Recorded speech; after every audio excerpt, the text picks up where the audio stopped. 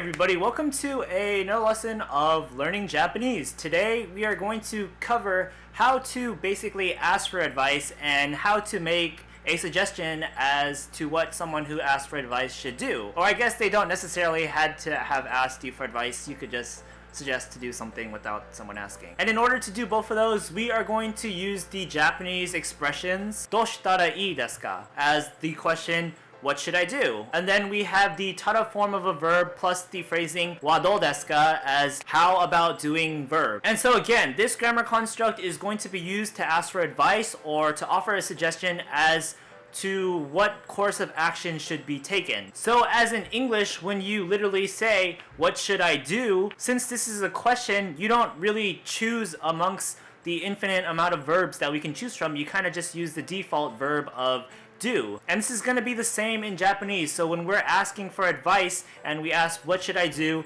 we're going to use the very general verb suru as in to do, and the general line in Japanese that we have for asking advice is どうしたらいいですか? And if we were to take the literal approach to this and translate it, it would translate to, it would be good if I do what. Do is going to translate to what or how. Shitara is of course again suru in its tada form, and that's going to denote a hypothetical. So if I do what, then ii desu ka is a phrasing that we know from previous videos, and that is just the e adjective i, which is going to mean good or okay. Then des is going to end the statement with ka at the end to make it into a question. So altogether, that's something along the lines of it is good if I do what. As a kind of tangential side note here, the tada form here is being used as a hypothetical, and by now we should know that the ba form is also a hypothetical form. So this phrase could just as easily be said as do sureba ii desu ka, and that is just using the ba form of the verb suru instead of the tada form of the verb suru, and yeah, they're pretty much the same thing. And side note over. So overall, this grammar construct very much resembles the ta form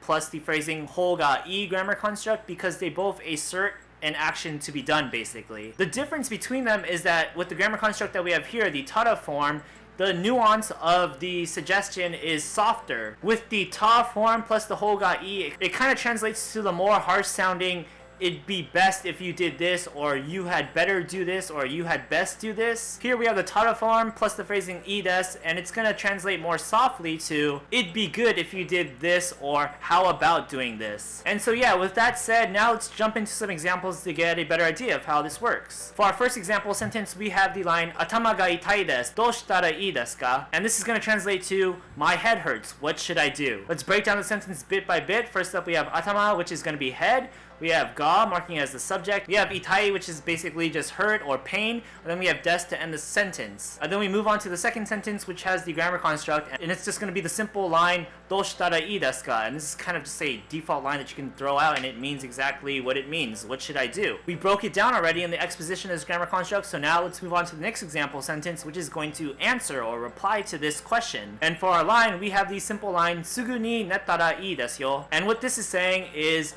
it would be good if you went to sleep right away. Let's break down the sentence. We have sugu ni, and this is just going to be an adverb that means immediately or right away or at once. And what do we want to do at once? Well, we have the verb neru in its tada form. So sleep at once. So if you sleep at once, so neru turns into its tada form, which is nettara. So nettara, sugu ni nettara, if you sleep at once. Then we add that simple phrasing that we're familiar with by now, ii desu. And so, if you sleep at once, it's good. It'd be good if you slept at once. Sugu ni nettara ii desu yo. And of course, the yo here at the end of the sentence is softening the statement even further. For our next example sentence, we have yet another request for advice. Our line is jacket o wasurete shimaimashita. Do shitara ii desu ka? And what this line is saying is, I forgot my jacket. What should I do? Let's break down the sentence. First up, we have jacket, and this is going to be jacket. We have o marking jacket as a direct object. We have wasurete shimaimashita, and this is going to be a grammar construct in which you take the te form of the verb plus the word shimao, and that's gonna mean regrettably did the verb. We covered this in a previous video, so check that out if you need a refresher. So wasurete is in its te form because that is the te form of wasureru, which means to forget. And then we add on shimaimashita, that's going to be shimao in its polite past tense. So wasurete shimaimashita is I regrettably forgot. Forgot what? Forgot the jacket. So I regrettably forgot my jacket. That's going to be the first sentence.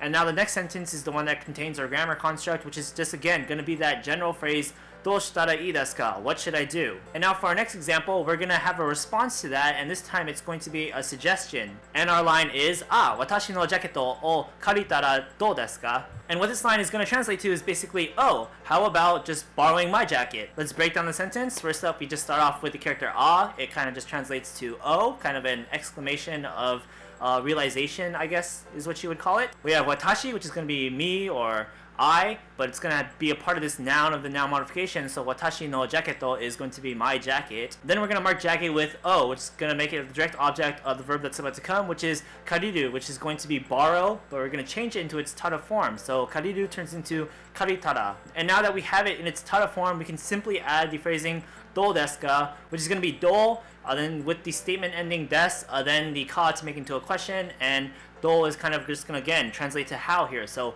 how about borrowing my jacket? Or how would it be if you borrowed my jacket? And so yeah, those are all the examples we need to cover how far this grammar construct of this series of grammar phrases extends. First up, we had how to ask for advice. どうしたらいいですか? What should I do? Then you could answer that by saying, it would be good if you did this, or how about doing this? Tada form of a verb plus the phrasing いいです to mean it would be good if you did this. Then tada form of a verb plus the phrasing どうですか as how about doing verb. And so yeah, those are two perfectly fine ways to answer a request for a suggestion as to what someone should do when they're in a troubling situation. And you should see this grammar construct come up a lot. It does in fact come up a lot. You can hear it commonly said because people are often in very troubling situations.